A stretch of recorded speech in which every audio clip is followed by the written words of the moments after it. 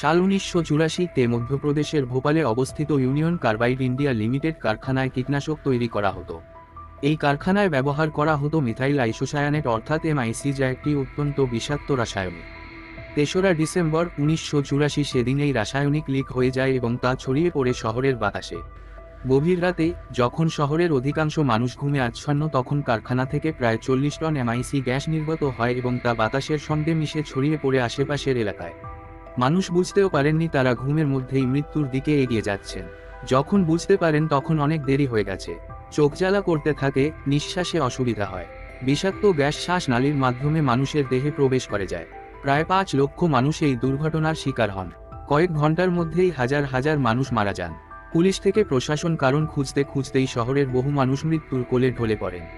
union carbide India limited কারখানার শ্রমিকরা সেদিন রাতের খাবার খাওয়ার পর যখন প্রতিদিনের মতনই চা ব্রেক নিয়েছে